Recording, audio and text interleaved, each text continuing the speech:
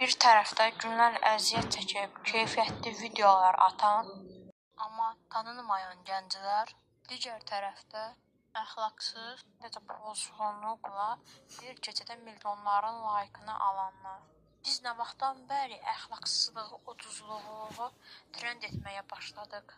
Keçən dəfə Vəlizarın canlısı qarşıma çıxdı və canlısı milyonlarla layk görəndə bir şey başa düşdüm ki, problem nə Vəlizardadır, nə də TikTokdadır. Problem ona dəstək verənlərdədir. Məni ən çox düşündürən şey bilirsiniz nədir? Bu gün mən və mənim kimi gənclər oturub saatlarla ssenari düşünür. Kameranın qarşısına keçirik, günlərlə montaj etməyə çalışırıq.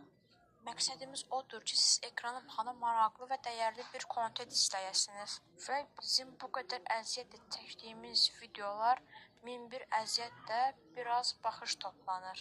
Amma digər tərəfdə heç bir kamera hazırlığı görmədən, montaj nədir bilmədən, sadəcə canlı yayın açıb pozğunluq edir, bir neçə dəqiqə ərzində milyonların laykını yığır.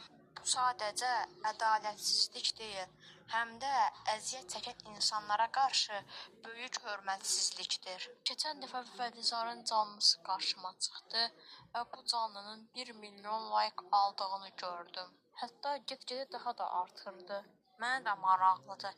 Niyə bizim xalq bu cür pozğunları bəyənib, onları məşhur adama çevirirlər? Niyə belə bir pozğun qadınların videolarına bu qədər layk atırsınız? Hətta onu da keçdim. Canlısı 1.1 milyon layk alıb. Yaxşı, bəs bütün bunların sonu hara gedir? Əgər biz bunun kimi adamlara dəstək veririksə, deməli biz gələcəyimizi itiririk. Çünki gələcək nəsildə adamlar görəcəklər ki, əziyyət çəkən yox, əxlaqsızlıq edənlər dəyərə verilir. Bunu dayandırmağın bir yolu var. O da biz özümüzük. Biz artıq sosial şəbəkələrdə hansı videoya layk atdığımızı, hansı videoya vaxt ayırdığımıza diqqət etməliyik. Pozğunlara dəstək verməyi buraxın artıq. İndi bəzən fikirləşə bilər ki, bu adam xəstədir, düzdür, amma indi bəzən fikirləşirlər ki, indi bu adam xəstədir, mən buna dəstək olsam, mən buna yaxşılıq eləmiş oluram. Amma əslində əksinə siz bu adamı uçuruma aparırsınız. Siz bu adama dəstək verəndə adam da elə bilir ki, əxlaqsızlıq yaxşı şeydir əslində. Yəni ona görə də belə fikirləşib gedib videolarını, canlılarını bəyənməyən. Pozğun necə bu qədər də məşhur oldu, mənə hələ də çatmır. Onsuz da bu videodan sonra nəsənin dəyişəcəyinə heç inanmıram.